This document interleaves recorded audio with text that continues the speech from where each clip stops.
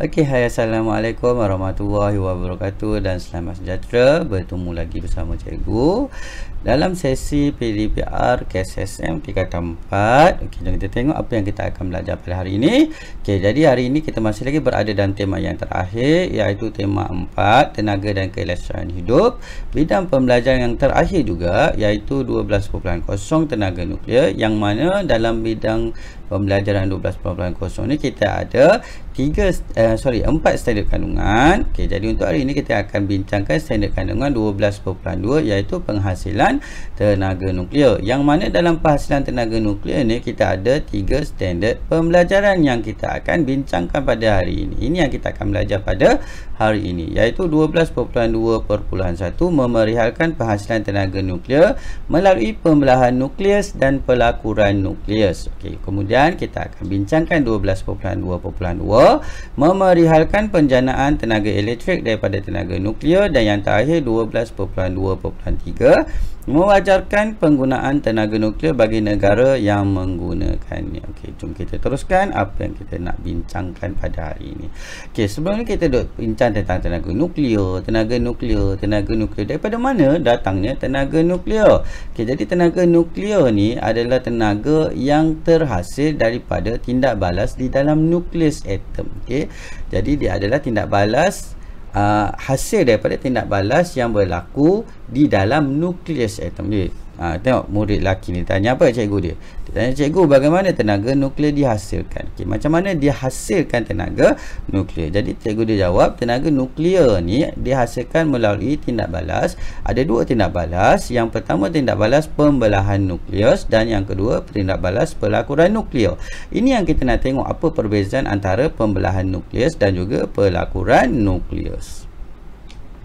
Okay, yang pertama kita tengok pembelahan nukleus dulu. Okay, pembelahan nukleus merupakan proses pemecahan satu nukleus radioaktif yang berat kepada 2 atau lebih nukleus yang lebih ringan dan stabil disertai dengan pembebasan tenaga.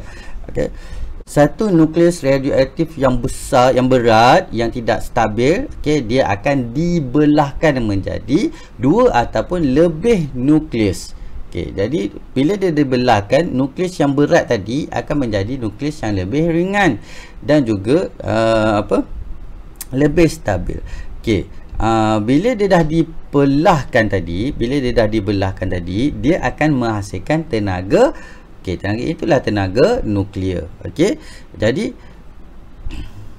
pembelahan nukleus berlaku apabila satu neutron yang perlahan membedil satu nukleus radioaktif yang berat seperti uranium-235.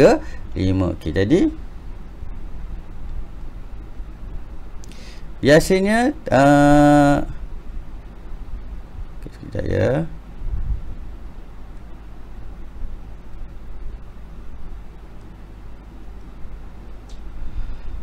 Okey, biasanya uranium-235 digunakan dalam pembelahan nukleus. Okay, kita buat apa dengan uranium-235 ni? Uranium-235 ni lah yang akan digunakan untuk menjana tenaga elektrik.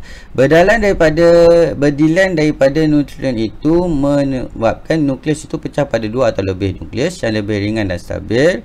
Proses ini membebaskan banyak tenaga. Okay, jadi kita ada satu nukleus yang berat dan juga tidak stabil, iaitu uranium-235.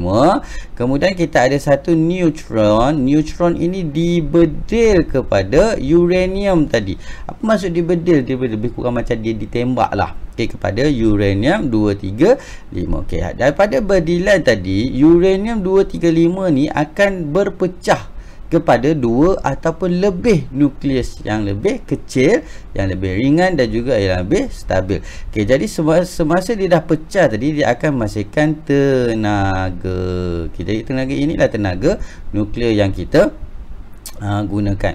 Okey, kemudian katakanlah nukleus yang dah pecah ni tadi, nukleus yang ini yang dah pecah ni masih lagi tidak stabil. Okey, dia akan bedilkan lagi sekali. Okey, dia akan bedilkan lagi sekali supaya nukleus ini pula akan pecah kepada 2. Yang ini pun akan dibedil lagi. Dia akan pecah kepada 2. Okey, jadi proses bedilan dan juga pemecahan ini, pembelahan ini akan menghasilkan tenaga nuklear. Pembelahan nukleus akan berlaku secara berterusan apabila satu neutron membedil dan membelah nukleus berjisim besar yang baharu. Okay. Jadi selagi nukleus yang dah dibelahkan ini masih lagi tidak stabil, dia akan terus dibedil sehinggalah nukleus ni menjadi satu nukleus yang stabil. Kita nak balas ini disebut sebagai tindak balas berantai sebab dia akan sentiasa berulang. Jadi kita panggil dia sebagai tindak balas berantai. Okey, ini adalah pembelahan nukleus. Okey, ingat ya, pembelahan nukleus yang mana kita bedilkan satu neutron kepada satu nukleus yang berat dan juga tidak stabil seperti uranium-235. Jadi bila dia dibedil, uranium-235 tadi akan terpecah kepada dua. Jadi semasa pemecahan berlaku akan membebaskan tenaga nuklear tadi. Okey. Kalau ini pembelahan, macam mana pula dengan pelakuran? Okey, pelakuran nukleus merupakan satu proses pencantuman atau penggabungan dua nukleus radioaktif yang ringan membentuk satu nukleus yang lebih berat disertai dengan pembebasan tenaga. Okay, jadi pelakuran nukleus ni dia berbeza dengan pembelahan tadi. Kalau pembelahan tadi yang besar dan berat kita pecahkan kepada dua. Kalau pelakuran ni pula dua ataupun lebih nukleus dia akan bergabung. Okay, jadi dia akan bergabung. Bila dia bergabung, dia akan membentuk satu nukleus yang lebih berat. Jadi semasa penggabungan tu berlaku, dia akan membebaskan tenaga. Okay, sebagai contoh dua nukleus kecil dan ringan seperti deuterium dan tritium, iaitu deuterium dan tritium ni adalah isotop hidrogen. Okay, bercantum dan membentuk satu nukleus yang lebih besar dan juga berat. Proses ini berlaku pada suhu yang amat tinggi. Okay, proses ini membebaskan tenaga nuklear yang lebih banyak berbanding dengan pembelahan nukleus. Okay, jadi pelakuran nukleus ni tenaga nuklear dia yang terhasil adalah lebih besar berbanding pelakuran. Tetapi kalau dekat kita ni kita tidak dapat menjalankan pelakuran nukleus. Dekat atas bumi ni kita tak boleh nak menjalankan pelakuran nukleus. Kenapa tak boleh? Sebab dia memerlukan suhu yang amat tinggi yang bumi ni tak dapat nak tampung. Okay, jadi kat mana kalau bumi tak boleh nak jalankan pelakuran nukleus ni, kat mana kita buat? Kita tunjuk. Okey, saya nak terangkan yang ini dulu. Okey, kita ada dua isotop hidrogen iaitu deuterium dan juga tritium. Okey, yang mana deuterium dan tritium ni adalah isotop bagi hidrogen. Okey, jadi semasa pelakuran nukleus, deuterium dan tritium ni dia akan bergabung, berlaku pelakuran nukleus. Okay, dia akan bergabung, dia akan membentuk satu nukleus yang lebih besar dan juga berat. Okay, lebih berat dan juga yang inilah. Jadi dia semasa berlaku pelakuran nukleus, dia akan menghasilkan satu tenaga yang lebih besar, iaitu tenaga nuklear. Okay, jadi daripada pelakuran nukleus ni dia akan membentuk satu nukleus yang baru, iaitu helium, dan juga dia akan membebaskan satu neutron. Okay, jadi saya kata tadi pelakuran nukleus ni dia menghasilkan tenaga nuklear yang lebih besar. Okay, tapi kita tak dapat nak jalankan dekat bumi. Okay, kenapa? Sebab pelakuran nukleus hanya boleh dilakukan di matahari. Sebab apa? Sebab saya kata tadi pelakuran nukleus memerlukan suhu yang sangat tinggi. Jadi suhu tu bumi tak dapat nak tampung. Jadi dia hanya boleh dilakukan, dia boleh tindak balas ini hanya boleh berlaku di permukaan matahari sahaja. Hal ini demikian kerana matahari mempunyai isotop hidrogen dan suhu yang sangat tinggi. Dekat matahari ada banyak isotop hidrogen. Okay, jadi bekalan tu banyak dan juga suhu yang sangat tinggi. Tenaga yang dibebaskan daripada proses ini merupakan sumber tenaga utama untuk kehidupan di bumi. Okay, jadi tenaga nuklear yang terhasil di matahari itu akan sampai ke bumi. Okay, jadi itu adalah dua tindak balas yang menghasilkan tenaga nuklear. Okay, jadi kita ulang sikit. Yang pertama tadi adalah pembelahan nukleus, yang mana pembelahan nukleus satu neutron dibedil kepada satu nukleus yang besar dan tidak stabil seperti uranium-235. Jadi uranium-235 selepas dibedil dia akan pecah kepada dua. Itu pembelahan nukleus. Kalau pelakuran nukleus pula, dua nukleus yang tidak stabil tadi, dua nukleus tadi dia akan bergabung untuk membentuk satu nukleus yang lebih besar. Okey, jadi semasa penggabungan tu dia akan menghasilkan tenaga nuklear. Okey, seterusnya kita akan tengok penjanaan tenaga elektrik daripada tenaga nuklear. Macam mana tenaga nuklear ni boleh menghasilkan tenaga elektrik. Okey. Kegunaan utama tenaga nuklear adalah untuk menjana tenaga elektrik. Okey. Penjanaan tenaga elektrik daripada tenaga nuklear ini dilakukan di dalam stesen jana kuasa tenaga nuklear. Okey, yang ni sebenarnya awak dah belajar semasa tingkatan 3. Okey, masa tingkatan 3 awak dah belajar tentang penjanaan tenaga elektrik yang dilakukan oleh dijana oleh tenaga nuklear ni. Okey, kita belajar masa tingkatan 3. Ini kita nak refresh balik ya. Sebuah stesen jana kuasa tenaga nuklear terdiri daripada reaktor nuklear dan penjana. Dia ada dua bahagian. Yang pertama reaktor nuklear dan yang kedua penjana. Ingat ya, yang mana satu reaktor, yang mana satu penjana. Reaktor nuklear menghasilkan jumlah tenaga yang besar. Okey, jadi ini adalah reaktor nuklear. Okey, ini kita panggil dia sebagai reaktor nuklear. Okey, yang mana reaktor nuklear, alah tak cantik lah pula. Okey, yang mana reaktor nuklear ini akan menghasilkan jumlah tenaga yang lebih besar. Okay, kita tengok apa yang ada pada tenaga nuklear. Okey, yang pertama, yang warna purple ni, garis-garisan warna purple ni, yang ini adalah rod pengawal boron, yang mana fungsi dia untuk mengawal tindak balas pembelahan nukleus dengan menyerap neutron yang berlebihan. Jadi, tindak balas ini tidak boleh berlaku terlalu banyak, terlalu cepat. Okey, jadi bila terlalu cepat, banyak sangat tenaga nuklear, takut dia tak dapat nak tampung tenaga nuklear tu, bahaya. Okey, jadi rod pengawal boron ni dia akan mengawal kadar tindak balas ni. Jadi bila terlalu banyak neutron, jadi rod pengawal boron ni dia akan menyerap neutron yang berlebihan tadi. Okey, jadi tindak balas tu akan berlaku dengan kadar yang lebih baik. Okey, yang kedua kalau kita tengok yang warna grey ni, warna kelabu ni, okey, ini adalah moderator grafik yang mana dia berfungsi untuk memperlahankan neutron. Okey, kemudian yang warna merah di tengah-tengah ni, bahagian tengah ni warna merah, ini adalah rod bahan api uranium. Itulah yang nukleus yang tidak stabil tadi. Okey, uranium tadi. Okey, membebaskan tenaga haba melalui pembelahan nukleus untuk memanaskan gas yang mengalir melalui teras reaktor. Okey, jadi dia ada teras reaktor dekat dalam ni. Dalam teras reaktor ni ada gas. Okey, dia ada gas dekat sini. Okey, jadi gas ini bila dia lalu kepada bahagian reaktor rod bahan api tadi, semasa pembelahan berlaku tadi, dia akan menghasilkan tenaga nuklear, betul? Jadi tenaga nuklear itu akan memanaskan gas ni tadi. Okey, dia akan memanaskan gas ni tadi. Okey, jadi saya terangkan balik ya. Okey, kemudian kita ada perisai konkrit. Okey, reaktor nuklear ni, okey, ini reaktor. Okay, reaktor nuklear ni akan dilapisi dengan satu lapisan perisai konkrit. Kenapa? Sebab konkrit ini dia dapat menghalang sinaran radioaktif daripada terbebas keluar. Okay, jadi kita perlukan konkrit ni, dia akan menghalang daripada terbebas keluar. Jadi alam sekitar selamatlah. Okay, kemudian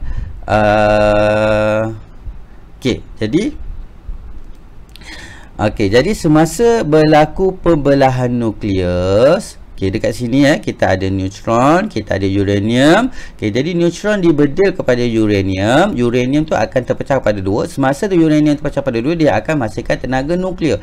Tenaga nuklear tu akan memanaskan gas yang ada dekat dalam teras reaktor ni. Teras ni dalam ni lah. Okey, jadi bila gas sejuk ni dia naik atas, dia akan menjadi panas. Okey, gas panas dia akan jadi panas. Okey, gas panas dia akan masuk ke dalam tangki yang ini. Okey, dekat tangki yang ini ada satu salur air. Okey, ini adalah air. Okey, ini adalah air. Okey, ini adalah salur air daripada ni lah, kita ada daripada tangki simpanan air ni lah. Okey, jadi bila gas panas masuk ke sini, apa yang berlaku? Gas panas tadi akan memanaskan air dekat dalam pipe ni. Okey, jadi air dekat dalam pipe ni akan menjadi panas. Bila air dekat dalam pipe ni menjadi panas, air tu akan bertukar kepada wap air ataupun steam. Okey, jadi bila dia tukar pada wap air ataupun steam, steam akan mengalir sampai ke turbin. Turbin ni dia macam kipas lah. Okey, jadi dia akan mengalir sampai ke turbin. Okey, apa yang berlaku di turbin? Okey, jadi steam tadi dia akan memusingkan turbin. Okay, jadi apabila turbin diputarkan oleh aliran steam, magnet di dalam penjana berputar. Okey, jadi dekat sini adalah penjana. Okey, penjana itu duduk kat sini Ini adalah penjana. Okey, jadi turbin ni akan bersambung dengan penjana. Jadi bila turbin ni berpusing, turbin ni akan memusingkan magnet yang ada dalam penjana ni. Jadi bila magnet dia terpusing, dia akan menghasilkan tenaga dia akan menghasilkan arus elektrik. Okey, menjana arus elektrik melalui proses aruhan elektromagnet apabila magnet berputar di dalam suatu gegelung. Okey, dia ada magnet dekat dalam ni, kemudian dia ada gegelung. Bila magnet ni berpusing, dia akan menjalankan proses aruhan elektromagnet, kemudian dia akan menghasilkan tenaga elektrik. Tenaga elektrik ni dia akan dihantar ke pylon dan seterusnya dia akan hantar ke kawasan yang nak digunakan lah. Okey, jadi habis menghasilkan tenaga elektrik. Okey, jadi apa yang berlaku pada steam yang panas tadi? Okey, bila steam yang panas tadi, dia akan masuk pada satu kawasan yang kita panggil dia sebagai kondenser. Yang mana kondenser ni akan bersambung dengan menara penyejukan. Okey, dia ada satu yang ini menara penyejukan. Okey, ini nama dia menara penyejukan. Yang mana menara penyejukan ni fungsi dia untuk menyejukkan air panas. Okey, jadi bila steam panas tadi masuk ke dalam kondenser, steam panas tadi akan berjumpa dengan air sejuk yang ini. Okey, air sejuk. Jadi steam tadi akan menjadi sejuk. Bila steam menjadi sejuk, steam akan bertukar semula menjadi air. Air akan masuk balik ke sini. Okey, air sejuk akan masuk balik ke sini. Okey, jadi dalam kondenser ni pula, air daripada menara penyejukan ni dia akan jadi panas lah, sebab dia dah menyerap haba daripada steam tadi kan. Okey, jadi air panas ni akan mengalir semula kepada menara penyejukan. Di menara penyejukan dekat sini air akan disejukkan semula. Jadi proses ini akan sentiasa berulang sehingga supaya tenaga elektrik dapat dihasilkan secara berterusan. Kita tengok laman sejarah ni. Okey, ARCO di Idaho, Amerika Syarikat merupakan bandar pertama di dunia yang menggunakan kuasa elektrik yang dijana oleh senarai jana kuasa nuklear. Hal ini berlaku pada 17 Julai 1965. Kita tak merdeka lagi.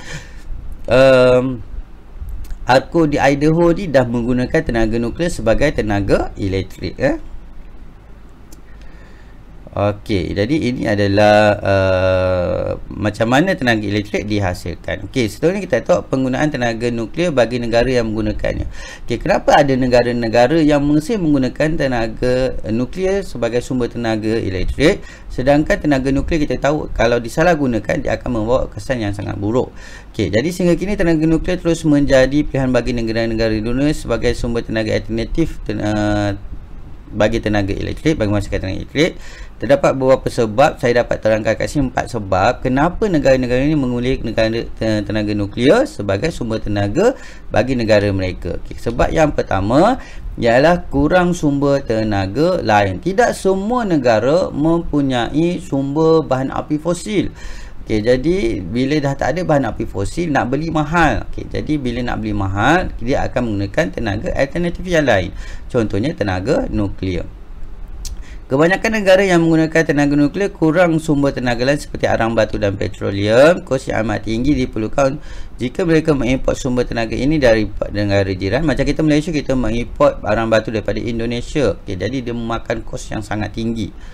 Okey, oleh itu mereka perlu menggunakan sumber tenaga lain seperti tenaga nuklear. Okey, ini sebab yang pertama. Okey, sebab yang kedua, keluasan negara yang besar serta kepadatan penduduk yang tinggi. Okey, contohnya negara China. Negara China negara yang sangat besar. Jadi bila dia sangat besar, penduduk dia sangat ramai. Jadi bila penduduk ramai, dia memerlukan tenaga elektrik yang sangat banyak, bekalan tenaga elektrik yang sangat banyak.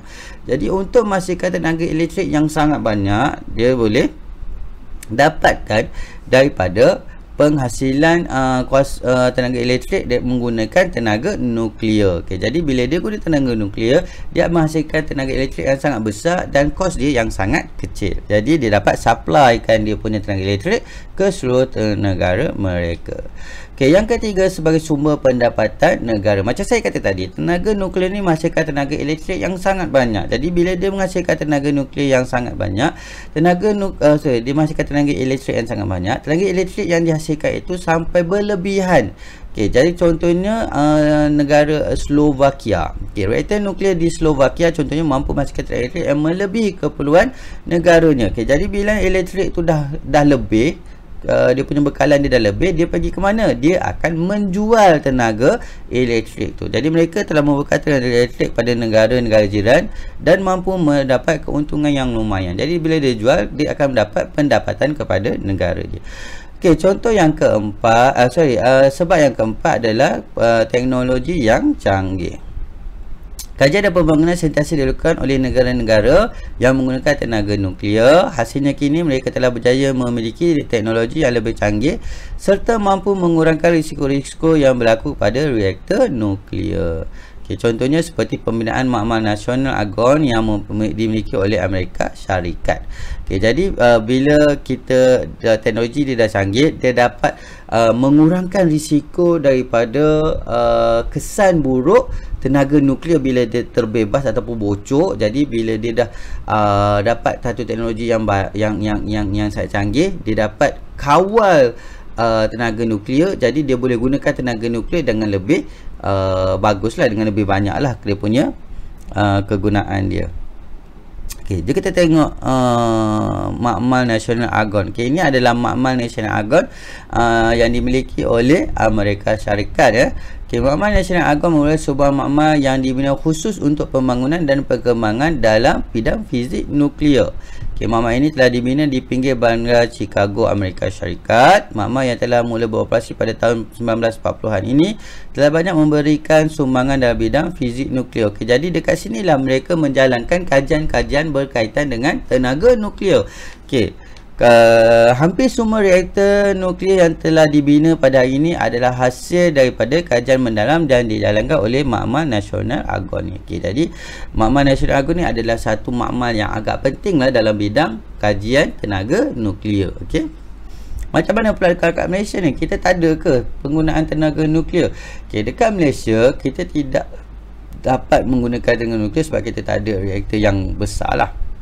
Okay, tetapi dekat Malaysia kita ada satu makmal, okay, sebuah reaktor nuklear yang mana kita dapat menghasilkan tenaga nuklear berkuasa 1 megawatt. Okay, yang mana reaktor nuklear ini dimiliki oleh Agensi Nuklear Malaysia. Okay, kita ada satu. Okay, tapi tenaga nuklear dia sekarang adalah kecil, iaitu 1 megawatt sahaja. Okay, reaktor Triga Puspati nama dia. Okay, mula beroperasi pada 28 Jun 1982. Okay, yang mana RTP ni merupakan jenis kolam yang dibina reka bentuk supaya eksperimen boleh dilakukan di bahagian teras reaktor tersebut. Okay, dalam konteks awak ada satu QR code yang berkaitan dengan RTP ni. Awak boleh scan dan awak boleh tengok video tu. Saya nak masukkan kat sini tapi video sangat panjang, iaitu selama 11 minit. Jadi awak tengok sendiri ya. Okay, nama reaktor ini hanya untuk tujuan latihan dan penyelidikan dan perhasilan radioisotop saja. Kita tak dapat nak menghasilkan tenaga elektrik dalam reaktor ni. Sebab apa? Sebab kalau kita nak hasilkan tenaga elektrik, kita perlukan sekurang-kurangnya reaktor nuklear menghasilkan 1000 megawatt. Kita hanya dapat menghasilkan 1 megawatt sahaja. Jadi nak hasilkan tenaga elektrik, kita kena hasilkan 1000 megawatt. Barulah kita dapat menghasilkan tenaga nuklear. Okey, jadi tamat kelas kita untuk hari ini. Sekiranya awak ada apa-apa soalan, tolong tanya dekat dalam grup Telegram. Okay, kemudian kalau tak ada apa-apa soalan macam biasa, tolong jawab praktis formatif 12.2 yang cikgu akan hantar dalam grup Telegram. Okay, jadi kita jumpa lagi pada minggu depan. Assalamualaikum warahmatullahi wabarakatuh. Selamat sejahtera. Bye.